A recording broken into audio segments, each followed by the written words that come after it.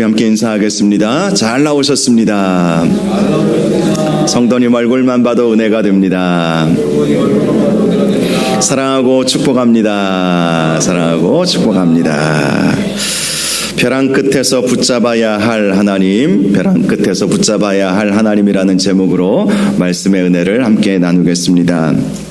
갈매기 한 마리가 썩은 물고기 한 마리를 물고 하늘로 날아올랐습니다. 수많은 갈매기들이 달려들었습니다. 갈매기는 썩은 물고기를 빼앗기지 않으려고 필사적으로 노력을 했지만 그만 그 입에 물고 있던 물고기를 떨어뜨리고 말았습니다. 그러자 수백 마리의 갈매기들이 그 떨어지는 물고기를 쫓아 일제히 날아가 버렸습니다. 그때 갈매기는 창공이 자기 몫이라는 것을 알게 되었습니다. 썩은 물고기를 포기하는 순간 넓은 하늘이 눈에 들어온 것입니다. 이 내용은 가난하게도 부하게도 마옵소서라고 하는 그 글에 나오는 예화입니다. 우리가 인생을 살아가다 보면 벼랑 끝에 몰릴 때가 있죠. 그럴 때에 하나님을 붙잡으면 사는 길이 열릴 줄로 믿습니다. 이스라엘 백성이 홍해 앞에 섰을 때에 그들은 벼랑 끝에 몰렸습니다. 그런데 모세가 하나님 앞에 간절히 기도하고 그가 가지고 있는 능력의 지팡이를 바다에 대자 홍해가 갈라지는 역사가 있었습니다. 히스기야도 자신이 죽을 병에 걸렸다는 것을 알게 될 때에 벽을 향하여 하나님 앞에 간절히 기도했습니다. 그 결과 그의 생명이 15년 연장되는 은혜가 있었습니다. 우리가 벼랑 끝에 섰을 때에 무엇을 하느냐가 중요한 것입니다.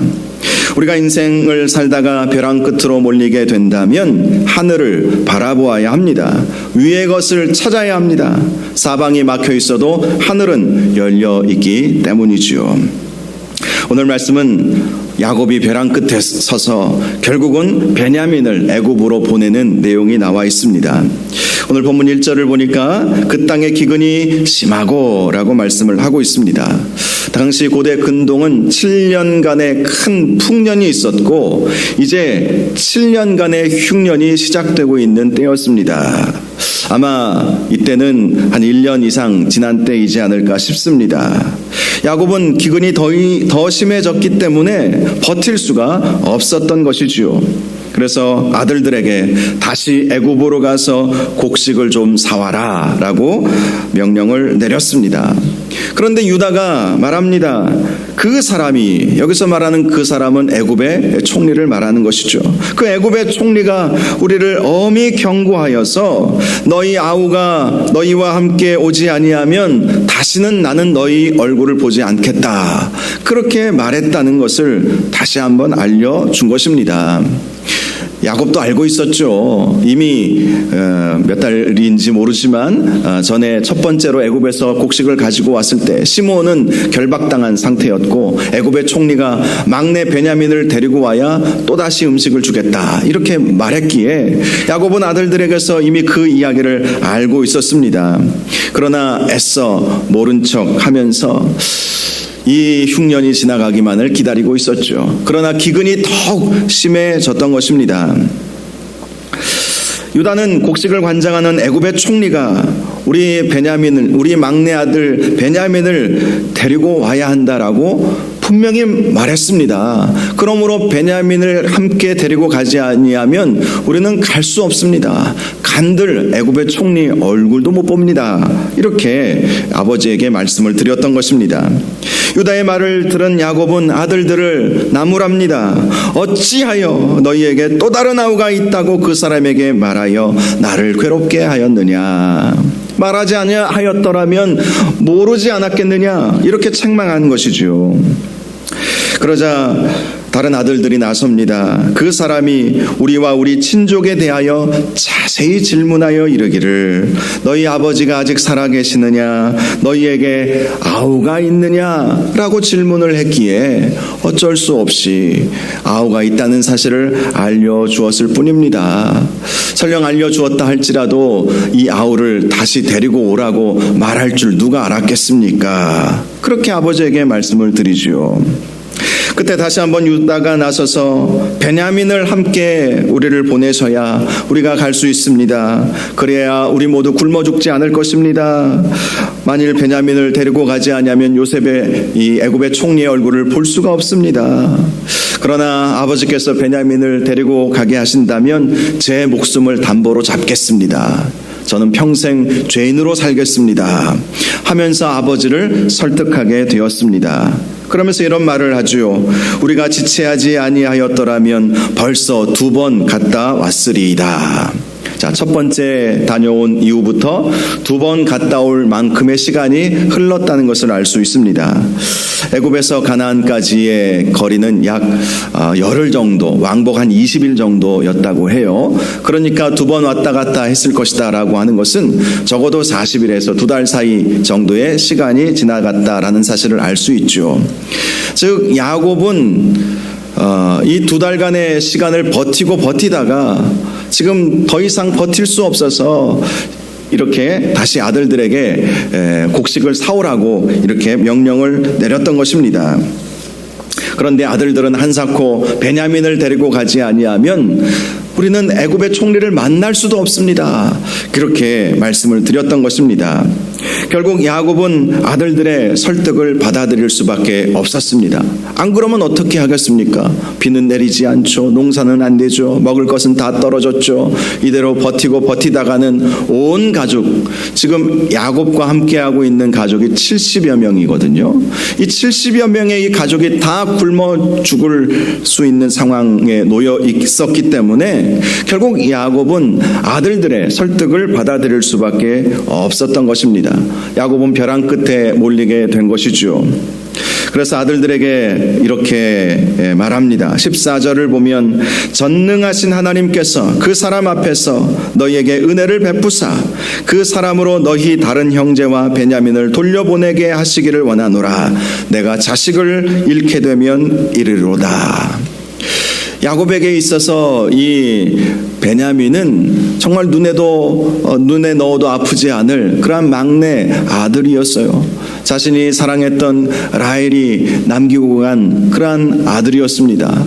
또 그의 친형이었던 요셉은 어린 시절 17살 때 행방불명되어서 죽었는지 살았는지 알 수 없는 그런 상황이지 않았습니까?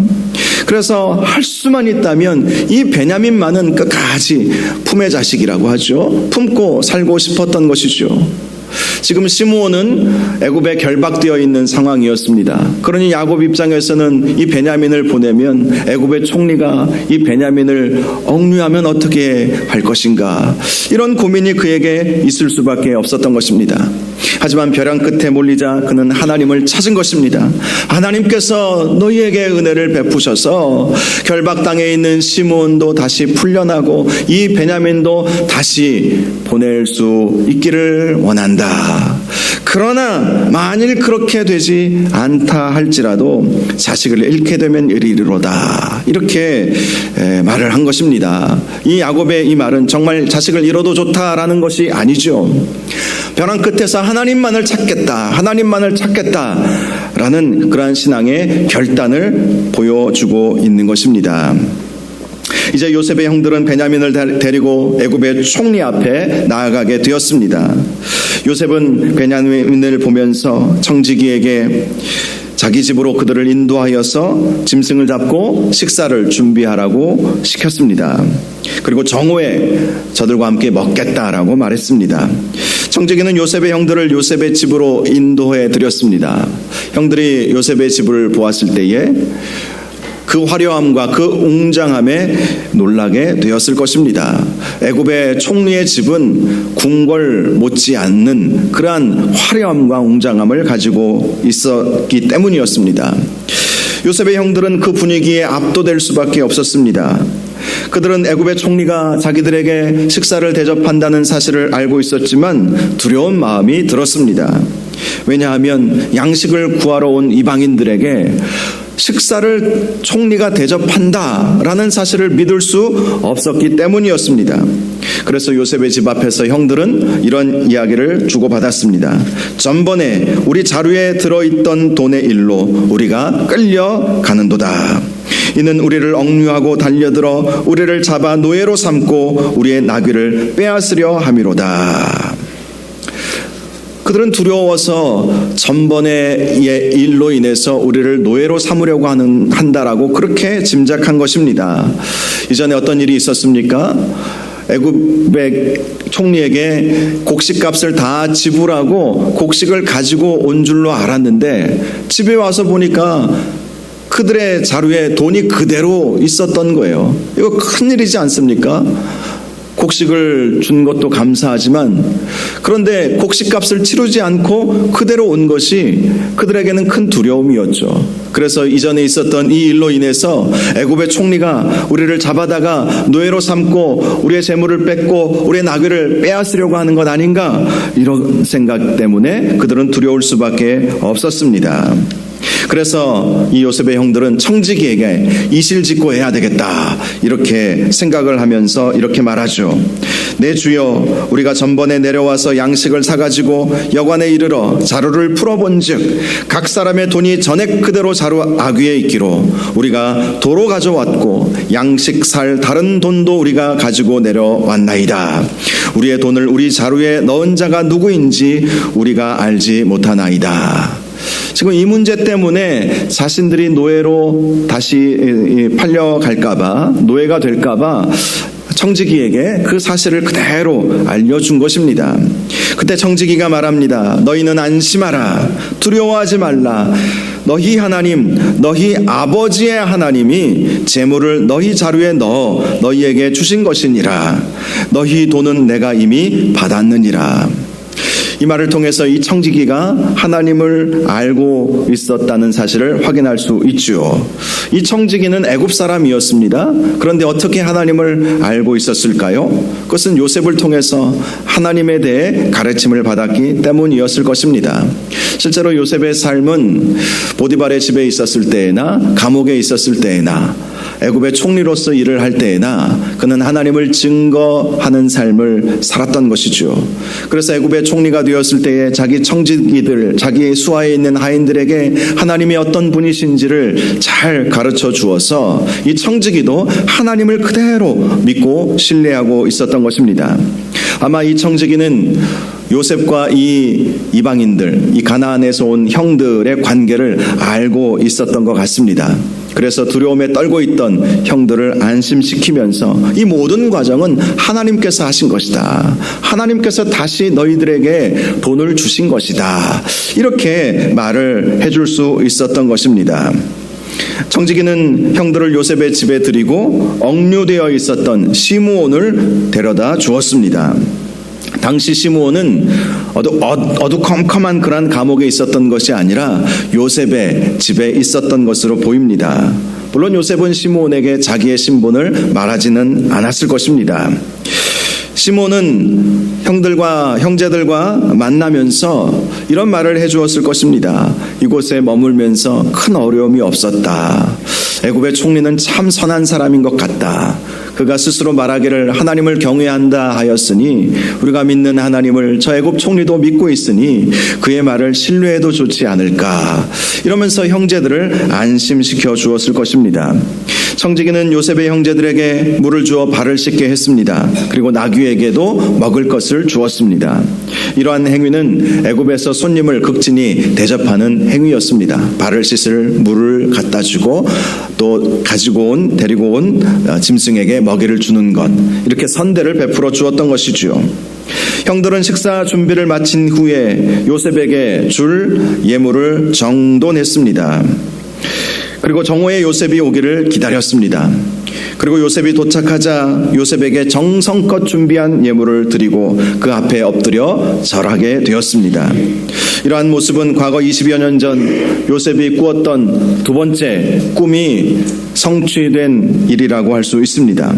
요셉이 꾸었던 두 번의 꿈이 있었죠. 첫 번째 꿈은 자기 곡식단에, 형들의 곡식단이 절을 하는 꿈이었습니다. 그 첫 번째 꿈은 이미 첫 번째 이 형제들과 요셉이 만났을 때에 이루어졌죠. 두 번째 꿈은 자기 별에게 11별이 절을 하고 해와 달도 절을 하더라라는 것이었습니다. 실제로 요셉에게 준 예물은 아버지 야곱이 정성껏 준비하게 해서 그렇게 애굽의 총리에게 준 예물이었죠. 당시 야곱이 준비한 예물은 유향 조금, 꿀 조금, 향품과 모략과 유향나무 열매와 감 복숭아였습니다. 생각해보면 별것 아닌 것 같지만 이러한 예물들은 가나안 지역의 특산물이었다고 합니다. 야곱은 이러한 예물을 애굽 총리에게 드린 것이죠. 실제로 자기가 애굽 총리에게 절을 한 것은 아니지만 이러한 예물을 드리면서 자기의 그 경외의 마음, 존경의 마음, 복종의 마음을 애굽 총리에게 보여주었던 것이죠. 요셉은 그 예물을 보자마자 아버지가 보낸 것이구나 라는 사실을 단번에 알 수 있었습니다. 그래서 형들에게 이렇게 물어보죠. 너희 아버지, 너희가 말하던 그 노인이 안녕하시냐? 아직 생존해 계시느냐? 지금 가뭄이 아주 극심했기 때문에 아버지의 안부가 궁금했던 것입니다. 여전히 살아 계시느냐? 굶고 있지는 않으시냐? 당시 야곱의 나이는 130세였습니다. 당시의 평균 수명에 의하면 이제 평균 수명이 거의 다 했다라고 할 수 있습니다. 그래서 요셉은 아버지의 안부를 먼저 물은 것이죠.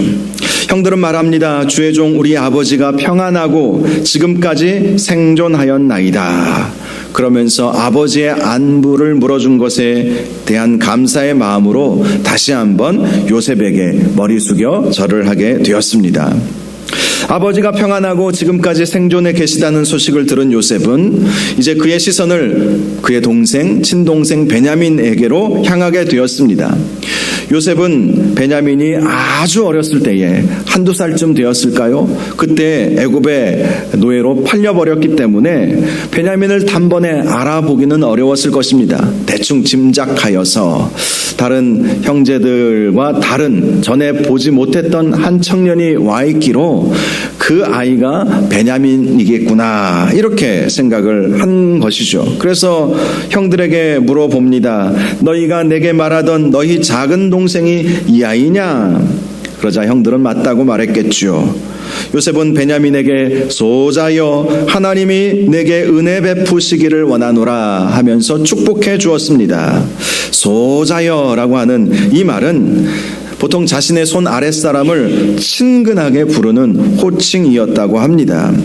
즉 요셉은 형들이 약속을 지켜서 베냐민을 데리고 왔는데 그 베냐민을 향한 그런 나쁜 감정이 있지 않다.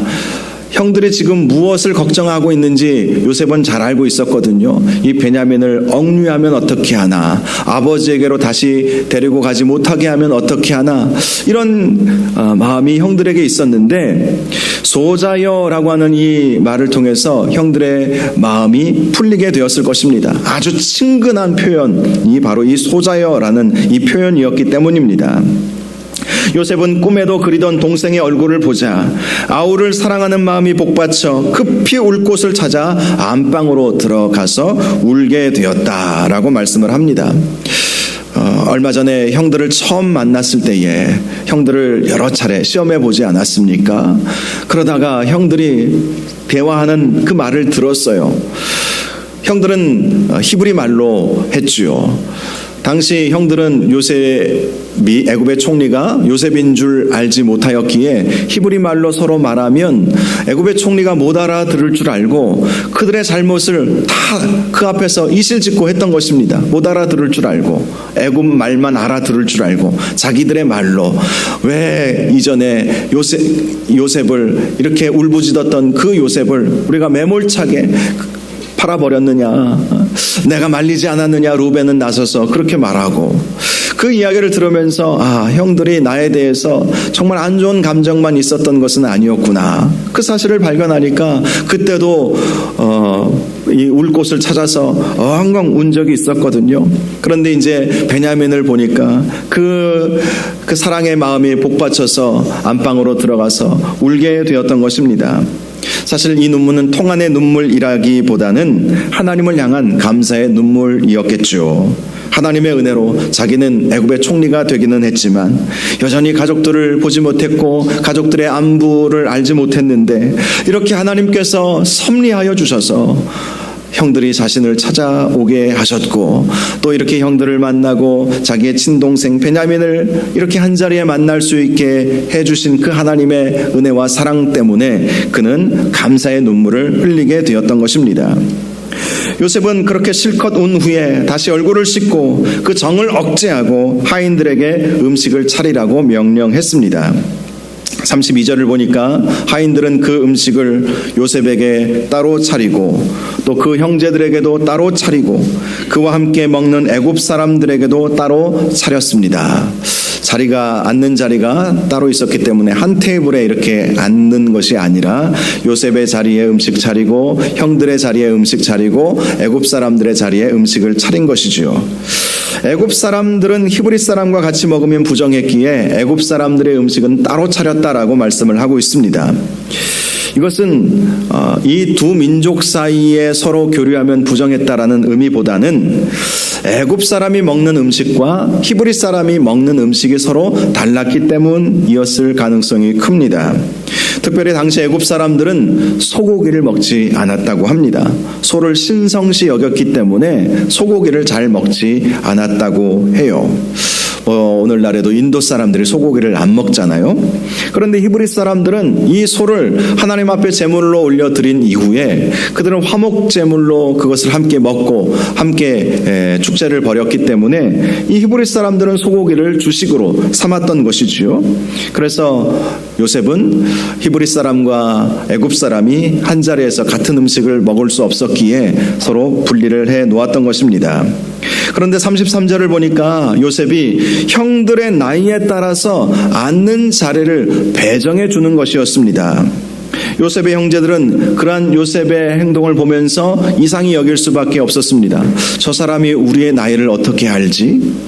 사실 이 요셉이나 요셉의 형제들은 이 야곱이 밧단 아람에 있었을 때에 그 14년간 낳은 형제들이었어요. 그래서 첫 번째 루벤, 두 번째 시몬을 제외하고는 그리고 막내 베냐민은 이 가나안 땅에서 낳은 아들이지 않습니까? 그래서 이 얼굴만 보아서는 나이를 가늠하기가 쉽지 않았을 것입니다. 이 11명의 아이들이 14년 동안 태어났기 때문에 서로 어느 정도 헷갈릴 수도 있었을 텐데 요셉은 이미 알고 있었죠. 누가 첫째, 둘째, 셋째인지 넷째인지 다섯째인지 다 알고 있었기 때문에 자리를 당신은 여기 앉으십시오. 당신은 여기 앉으십시오. 당신은 여기 앉으십시오 하면서 자리를 다 배치해 주었던 것이죠. 그러나 요셉의 형제들은 아무 말도 할 수 없었죠. 이상히 여길 뿐이고 참 저 사람은 신비한 사람이구나. 이 정도밖에 짐작하지 못했을 것입니다. 자, 그런데 34절을 보니까 요셉은 식사 중에 자기 음식을 형제들에게 나누어 주었던 것입니다.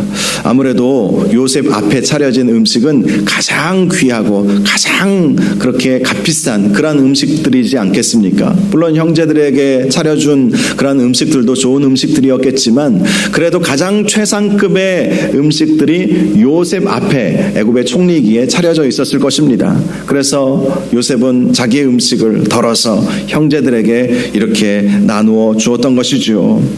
그런데 베냐민, 자신의 친동생이었던 라헬의 소생인 이 베냐민에게는 다른 형제들보다 5배나 더 많이 음식을 준 것입니다. 5배나 주었다라는 이 표현은 더 많이 준 것은 맞지만 애굽 사람에게 있어서 이 5라는 숫자의 상징성이 있습니다.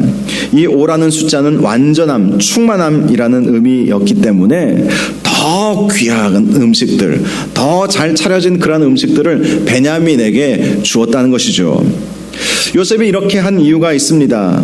20여 년 전 요셉의 형들은 아버지가 자신을 더 총애한다는 이유로 자기를 시기하고 미워해서 결국 애굽의 노예로 팔아버린 일이 있지 않았습니까?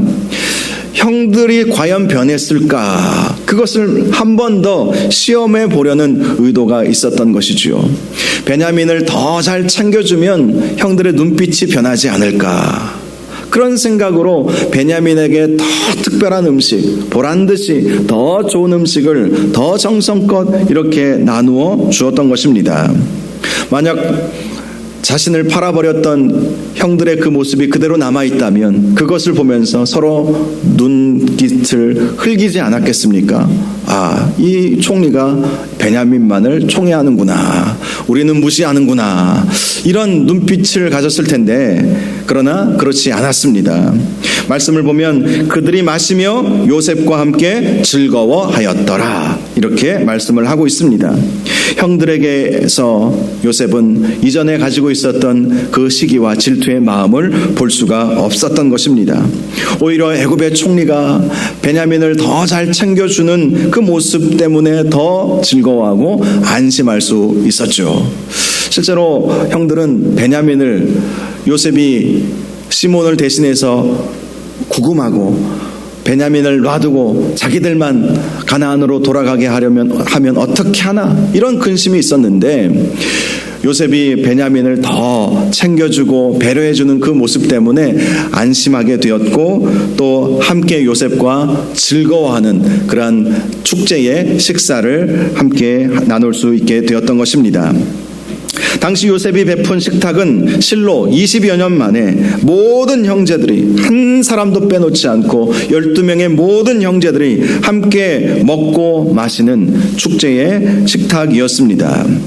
요셉은 그동안 이러한 시간이 있기를 기도했습니다. 그런데 그 기도가 현실이 된 것입니다. 20여 년 전 형제들의 모습은 서로 믿지 못하고 서로 미워하며 서로 축복하지도 않았습니다.